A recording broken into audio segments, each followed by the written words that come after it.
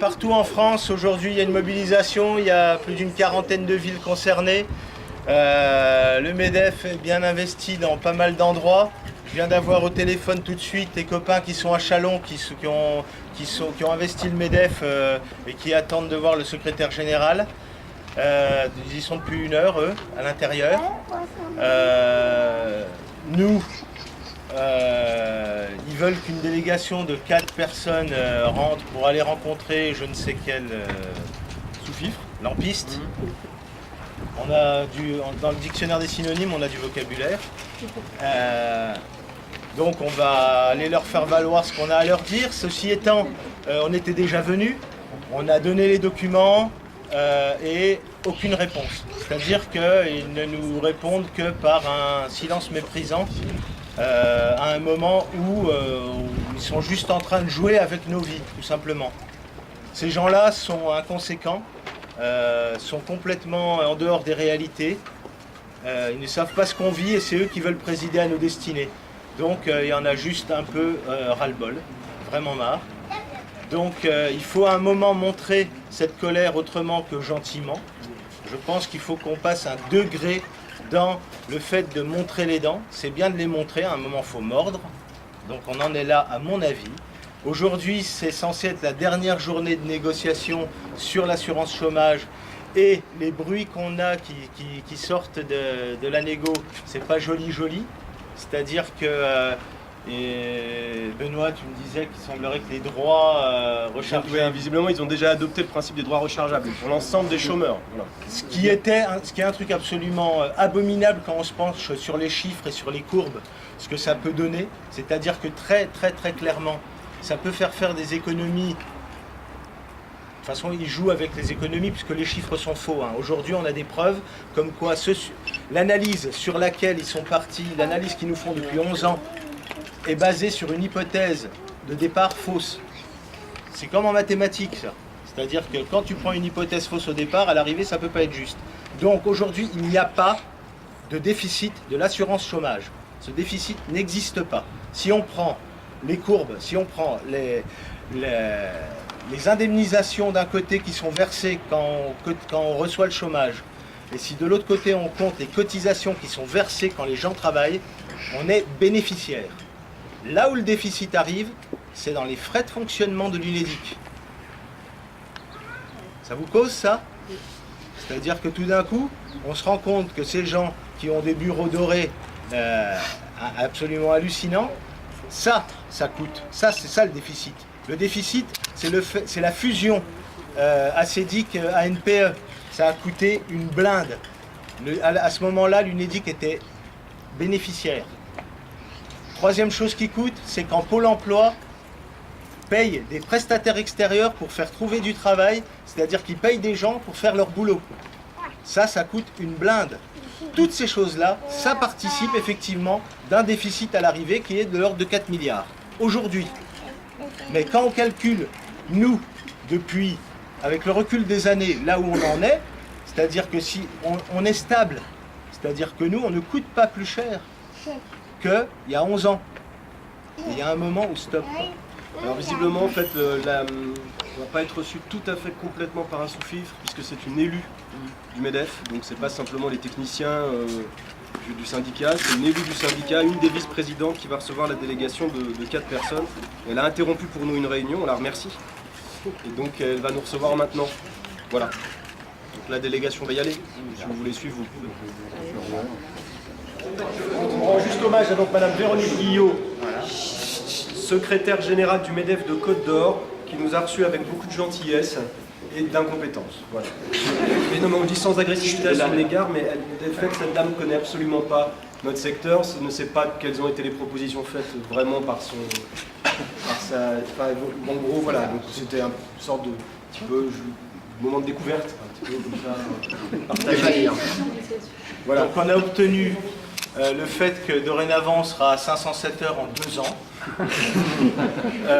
que ce sera indemnisé pendant 5 ans, et qu'il n'y aura absolument aucun cumul, puisqu'on pourra gagner 25 000 € et toucher des indemnités de chômage.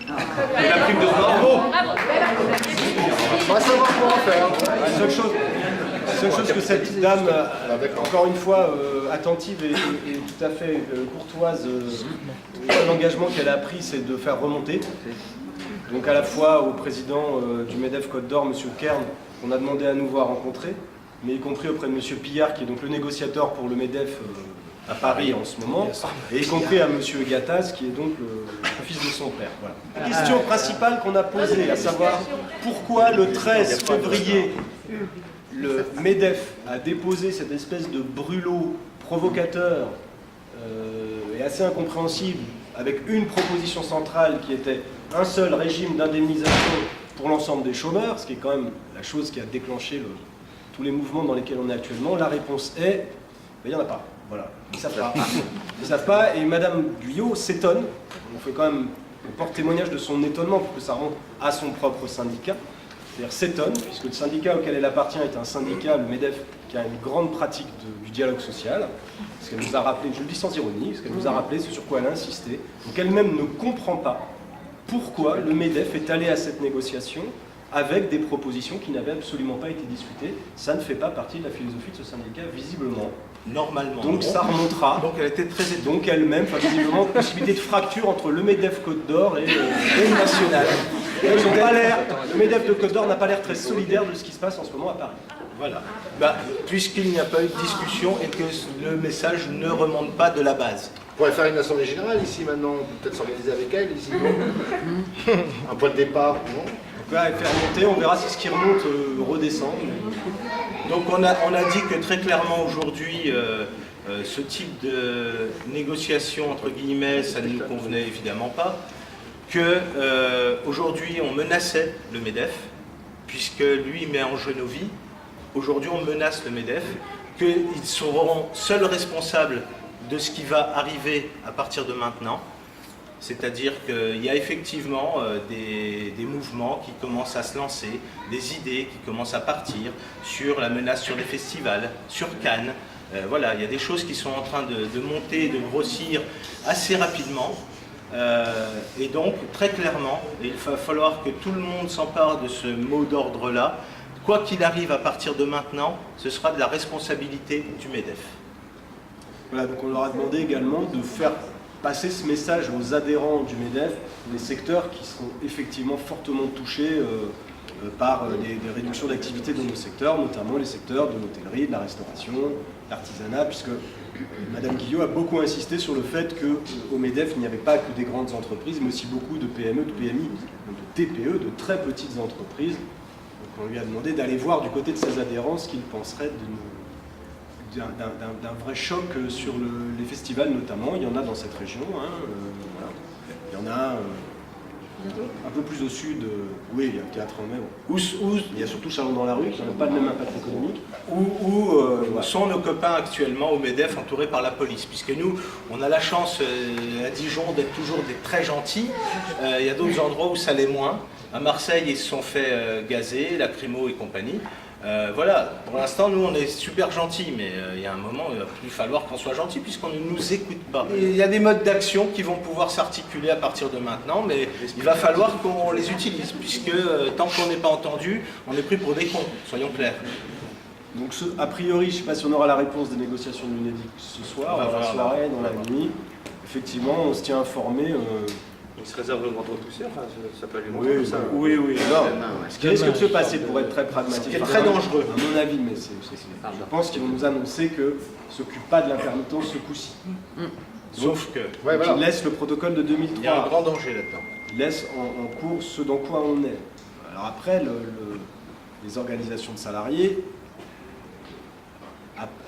l'ensemble même de la profession, pas simplement les salariés, l'ensemble de la profession, refuse de rester sur le protocole de 2003. Donc c'est bien ça la question.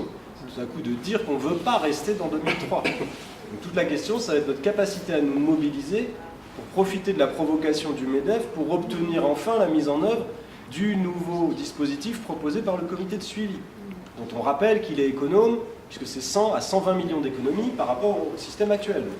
On ne vient pas nous raconter derrière qu'on est des irresponsables qui veulent gaspiller du pognon. C'est pas du tout ça. Quand il s'agit, c'est une vraie analyse fine, intelligente du secteur. Voilà, la nouvelle proposition, notamment à travers le cumul, Une des propositions importantes du nouveau dispositif, c'est le cumul indemnité-salaire. Bon, c'est clair pour tout le monde si je le dis comme ça va?